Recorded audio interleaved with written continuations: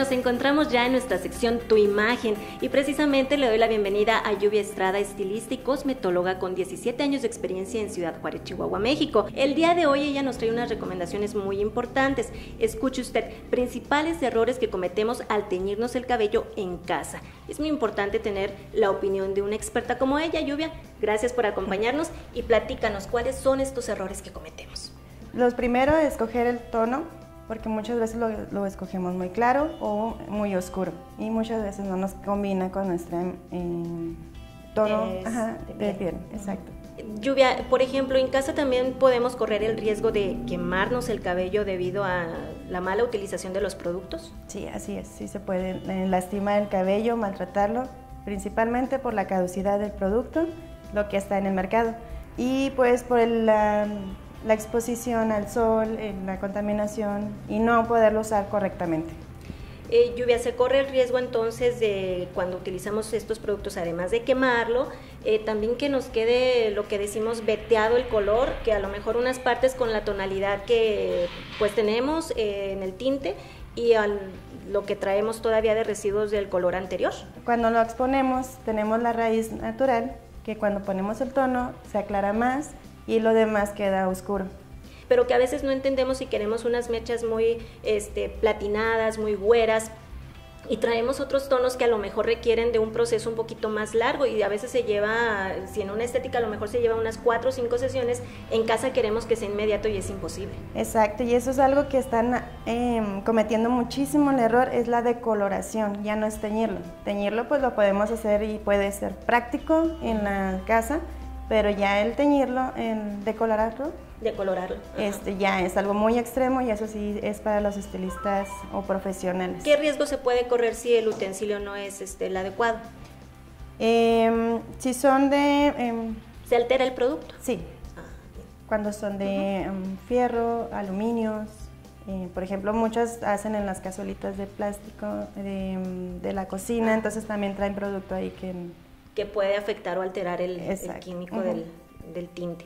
Bueno, pues es muy interesante, Lluvia. Entonces siempre la recomendación es acudir con los profesionales, invertirle un poquito a la imagen, Eso sí, si queremos lucir bellos o bellas, hay que invertirle y por favor hay que desprendernos de ese dinerito para que de verdad los que saben o las personas que saben pues nos atiendan como debemos y que bueno nos dejen a la altura, ¿no?, de nuestras necesidades, porque también es cierto, Lluvia, que bueno, a veces tengo un puesto directivo, un puesto en un trabajo que a lo mejor es un poquito más conservador o de cuidar la imagen y me quiero teñirle el cabello muy güero o con unas mechas diferentes, entonces la recomendación sería acudir con el profesional. Así es, exactamente. Muy bien, pues muchísimas gracias, Lluvia. Estaremos ya platicando con más detalle en la siguiente emisión acerca de las recomendaciones de tintes que viene para la temporada, entonces pues les invitamos a que se queden y te agradecemos mucho, Lluvia. Continuamos con más aquí en Conecta tu Vida.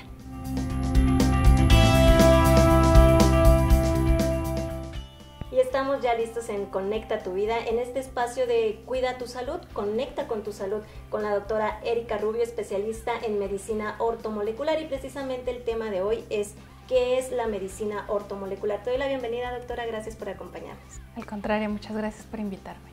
Y bueno, precisamente para platicar sobre la medicina ortomolecular, ¿qué es esta área de la medicina? ¿A qué se refiere y de qué manera nos beneficia? La medicina ortomolecular es una terapia muy nueva aquí en México, la verdad. Donde yo la estudié fue en Sao Paulo, Brasil, y allá la medicina ortomolecular ya lleva 25 años, entonces los médicos que están tratando a través de este tipo de terapia ya es algo muy conocido, es algo que ellos ya manejan día con día y de las diferentes especialidades. Entonces este tipo de tratamiento, de terapia o de medicina es la nueva medicina en todo el mundo. Aquí en México la verdad es que estamos un poco atrasados. Lo que estamos buscando en este tipo de terapia no es otra cosa que un equilibrio a nivel celular. Y esto solamente se consigue a través de los nutrientes. Quiere decir que nuestras células deben de estar en un equilibrio para evitar enfermarse, inflamarse, reproducirse de forma inadecuada. Entonces es una terapia que yo considero que debe ser más conocida aquí en nuestro país. es muy interesante, doctora, todo lo que comentas, es el equilibrio de la célula, entonces es llegar hacia esa parte pequeña que tenemos en nuestro organismo, pero ¿cómo lo haces? ¿Cómo determinas qué área de nuestro cuerpo necesita tal nutriente o tal vitamina?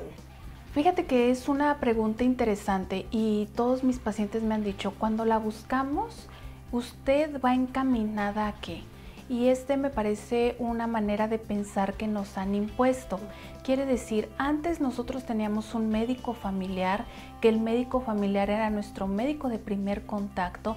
Entonces, si teníamos algún resfriado, alguna diarrea, si nuestros niños necesitaban ser tratados, el médico familiar lo resolvía porque está capacitado para hacerlo. Y si no llegaba a resolver alguna enfermedad que fuera un poco más grave, ya le encaminaba al especialista. Hoy en día nosotros buscamos directamente al especialista. Entonces, cuando escuchamos ortomolecular, una doctora nueva que llegó aquí a Ciudad Juárez, la verdad no saben para quién va dirigido este tipo de tratamiento. Pues va dirigido a toda la población. Yo tengo pacientes, mi paciente más chiquito tiene 1 año, 2 meses y mi paciente más grande tiene 94 años. Entonces es toda la rama porque todos estamos deficientes nutricionalmente. Y esto no significa que yo sea nutrióloga, soy médica. Porque luego también me dicen, usted es nutrióloga, por eso nos habla de nutrición, como si todo fuera encasillado en algo. Entonces, todos somos carentes de nutrientes, porque si usted no tiene una buena digestión, si usted está evacuando más de 2 o 3 veces al día, o si no evacúa en 3 días, entonces no está absorbiendo los nutrientes de los alimentos que está consumiendo. Si usted no está consumiendo alimentos orgánicos, pues no está aprovechando lo que ese alimento le pudiera aportar. Si usted no toma agua alcalina, pues quiere decir que el agua que está consumiendo va a tener alguna inflamación en las células. Si usted vive en Ciudad Juárez y hay contaminación debido al tráfico, bueno, pues muy probablemente usted también tenga inflamación a nivel celular. Si usted vive estresado, si no duerme bien, entonces la verdad es que muchísimas cosas hoy en día nos están inflamando, nos están enfermando. A mí se me hace un dato interesante aquí en nuestra ciudad de que de repente vemos cómo hubo un auge de muchísimos restaurantes, pero a un lado tiene una farmacia. Sí. Entonces yo digo, ¿será que lo que comemos nos enferma? Y sí es así. La verdad es que aunque sea a veces difícil de hablarlo o de admitirlo, sí lo que estamos comiendo nos está enfermando.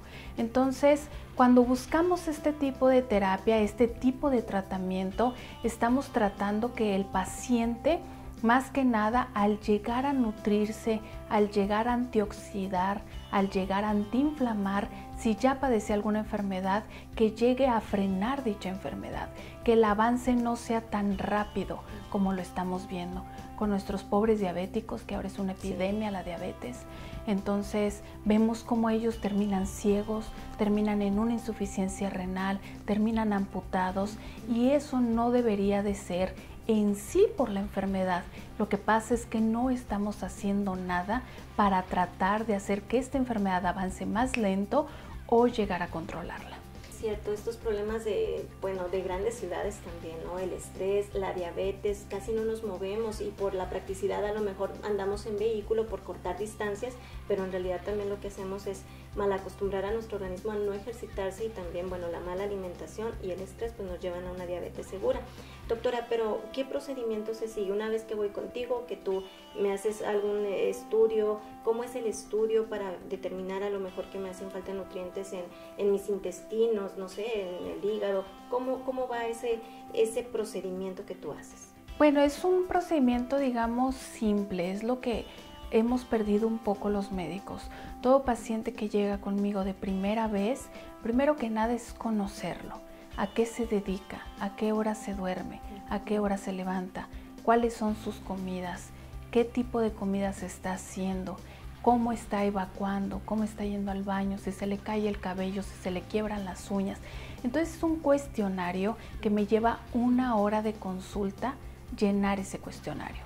Ya una vez conociendo a mi paciente, comienzo a a apoyarme con otros aparatos para poder determinar si pudiéramos ayudar más a ese paciente. Por ejemplo, se les pide un perfil básico de laboratorios de sangre, de orina, y en todo caso, si yo sospechara que necesitara alguna cosa que me auxiliara en la salud intestinal, pues se le pediría también algún tipo de estudio sobre sus heces. Entonces me enfoco más que nada en la historia clínica y en el resultado de estos laboratorios. Doctora, ¿qué diferencia puede haber entre esta medicina ortomolecular y la medicina tradicional? Porque bueno, en la medicina tradicional vemos, ¿no? Vamos y me duele tal lugar, traigo gripe, pero por ejemplo ahorita lo que me decías, tú analizas, haces toda una historia clínica y ves todos los datos referentes. ¿Cuál sería la diferencia entonces entre una y otra área? Yo no estoy peleada con la medicina alopática porque luego dicen, ay, vengo con usted para que me trate el cáncer, ¿no? Yo sé que usted cura el cáncer. No, eso sería mentir. La medicina alopática se hizo precisamente y base a mucha investigación, muchísimos científicos, para tratar de controlar una enfermedad o dar menos sintomatología o menos malestar para los pacientes. Lo que pasa es que nosotros hemos tomado la farmacéutica como si fueran dulces. Por ejemplo, si a mí me duele la cabeza, en lugar de detectar por qué me está doliendo la cabeza en cierto horario o posterior a hacer algo, me tomo mejor una pastilla y resuelvo el caso. Entonces, la diferencia más grande yo creo que es que lo que yo estoy haciendo es ayudar a tu propio cuerpo, que nuestro cuerpo es riquísimo en sustancias, en hormonas, en enzimas, ayudar a tu propio cuerpo a sentirse fortalecido, a fortalecerse, a subir la inmunidad, a apagar un poco esos focos inflamatorios, a antioxidar las células, porque los seres humanos somos oxígeno dependientes. Esto quiere decir que nosotros necesitamos el oxígeno para vivir. Solo que con el oxígeno también oxidamos, que es lo que pasa con todas las frutas al momento de tener un contacto con el oxígeno. Yo les digo a mis pacientes, si ustedes tuvieran una manzana y la dividieran a la mitad, esa mitad que usted deja en el ambiente, en contacto con el oxígeno, se va a poner negrita. Pero si a la otra mitad le pusiera un limón, no pasa nada. Esto es antioxidación. El limón lo que hace, la vitamina C, es antioxidar, evitar que el oxígeno me esté consumiendo o me esté provocando radicales libres en mi manzana. Entonces, lo que hacemos en la medicina ortomolecular es esto, empezar a antioxidar el cuerpo, ayudarle a tu propio cuerpo a no ir apagando esas células, a no ir creando células que empiezan a querer tomar otras células. Es un poco complicado de explicar porque es un poco de bioquímica, hablar de átomos o de oxidación, pero es algo así como inestabilizar las células, y lo peor es que si empiezas con algo pequeño, empiezas a inestabilizar bastantes cosas. Entonces, en esto logramos controlar esa inestabilidad.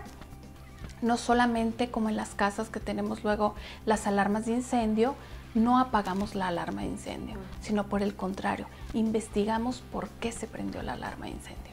Eso qué importante es, porque precisamente es tener todo el antecedente, y es una muy buena historia clínica, ¿no? Porque ver los hábitos del paciente o de la paciente, ver también su alimentación, incluye, digamos que de manera global, toda la situación de la persona que acude a la consulta.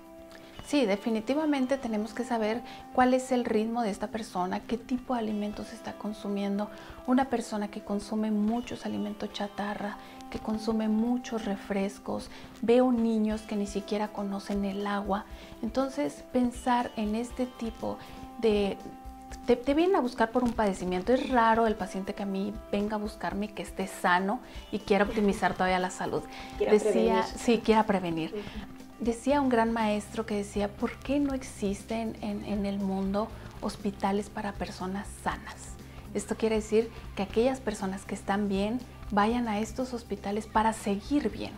Entonces, cuando nos vienen a buscar por una enfermedad, nosotros tenemos que hacer conciencia de qué está pasando para que ese ser humano llegue a tener esta enfermedad.